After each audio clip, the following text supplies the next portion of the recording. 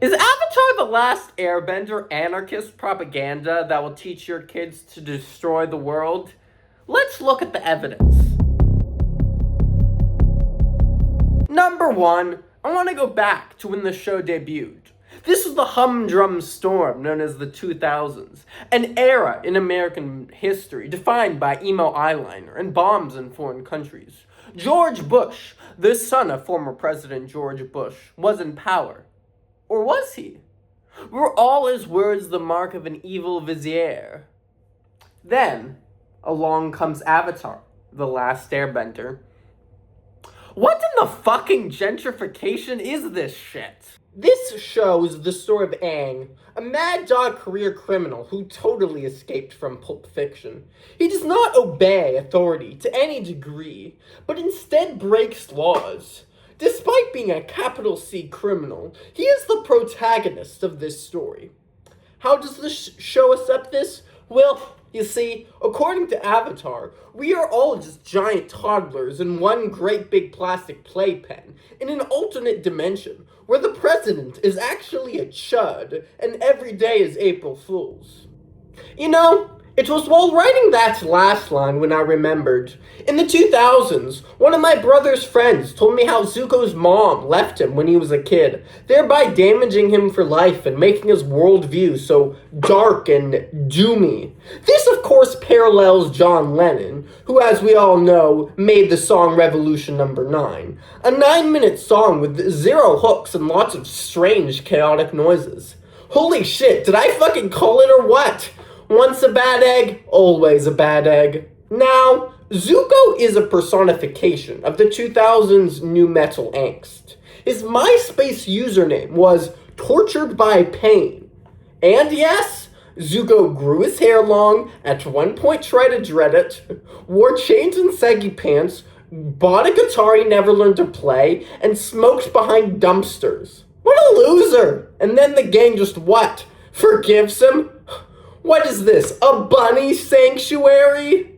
In addition, many episodes of Avatar include characters breaking out of jail, as well as resisting government authority. Things we know are at best unethical and at worst illegal. The show's fucking message is that it's inhuman to commit human rights violations against someone. Any someone, regardless of what they've done to others. That is literally reinforced during all the sad music moments. How could anyone think that? Everyone knows that you lose all human rights when you do something bad. But these idiot children can't comprehend that.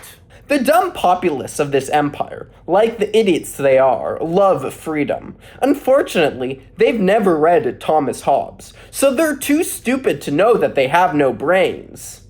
You know what the final fucking message of the show preaches? Apparently, killing people is wrong. What the fuck? Gag me with a cafeteria spoon. You cannot make life cinematically life-affirming. This show should be offensive to anyone who's ever shot someone for no reason. Moving on, you know what's unrealistic? In Avatar, police are portrayed as tall, muscular creatures. Have you ever seen a fit cop? Obviously not. If cops could actually run or lift heavy objects, they'd have solved all crime by now. Alas, all the fit people in society are swallowed up by the sports industry. The universe of Avatar consists of a variety of kinds of people. War criminals, hippies, white Rastafarians, homosexual cowboys, evil teachers, all things dreamed up by the minds of wannabe philosophers like Hunter Thompson. None of these people have ever really existed. They just appear in media because they're easy to write about.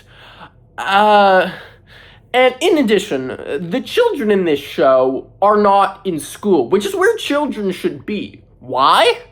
Just look at what happens when they step outside. Objects are broken constantly, there's excessive property damages, crashes and explosions, people lose eyes, heads go flying. Oh, the humanity.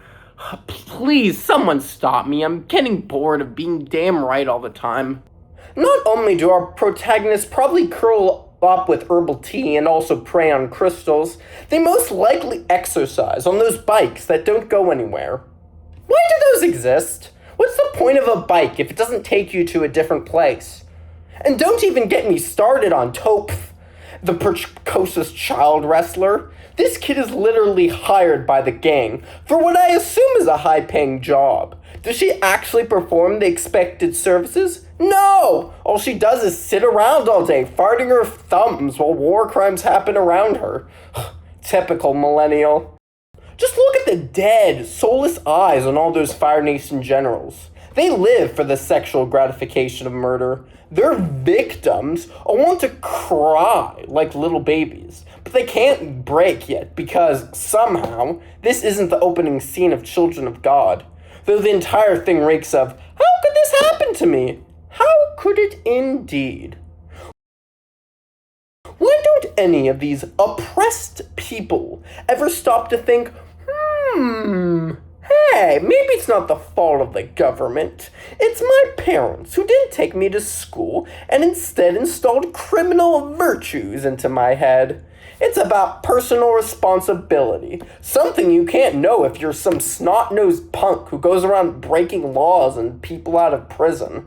So, there it is. Despite my complaints, I do like the funny little monkey and the music, so I'd still rate it an 8 out of 10.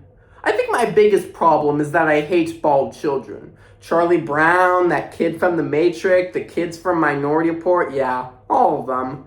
I think it's because when I was a baby, I had no hair, and that was a very stressful time for me.